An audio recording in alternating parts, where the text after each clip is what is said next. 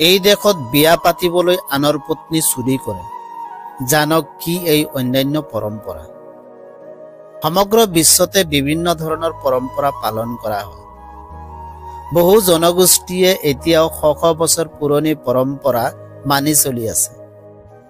বিবাহ সন্দৰ্ভত প্ৰতিখন দেশতে বহুতো পৰম্পৰা পালন কৰা হয়। আজি আমি আপোনালোকক এনে এখন দেশৰ পৰম্পৰাৰ বিষয়ে ক'ম য'ত মানুহে বিয়াৰ বাবে আনৰ পত্নী চুৰি কৰে।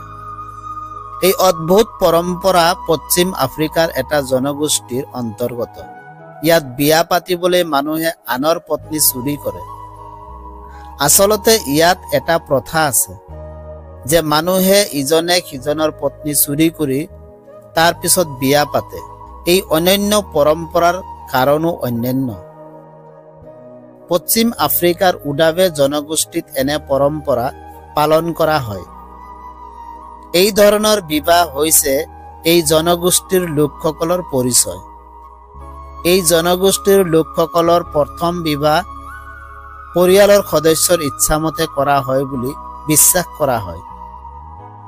কিন্তু এই সমাজৰ মানুহেও দ্বিতীয় বিবাহ কৰে। ইয়াৰ মানুহে দ্বিতীয় বিবাহ পাবলৈ আনৰ পত্নী চুৰি কৰে। যদি সি এই কামটো নকৰে তেতিয়া সি আকৌ বিয়া পাতিব নোৱাৰে। এই পৰম্পৰাক আগুৱাই নিবলৈ এই জনগোষ্ঠীৰ লোকসকলে প্ৰতি বছৰে গেৰেউল উৎসৱৰ আয়োজন কৰে।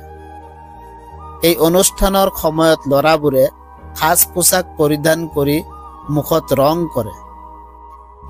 ইয়াৰ পিছত গণ অনুষ্ঠানত নৃত্য আৰু বিভিন্ন অনুষ্ঠান কৰি আনজনৰ পত্নীক আকৰ্ষণ কৰিবলৈ চেষ্টা কৰা হয়। কিন্তু যুৱক যুৱতীসকলে এই কথা মনত ৰাখিব লাগিব যে তেওঁলোকে আকৰ্ষণ কৰিবলৈ চেষ্টা কৰা মহিলাগৰাকীৰ স্বামীয়ে এই বিষয়ে সচেতন হোৱা উচিত নহয়।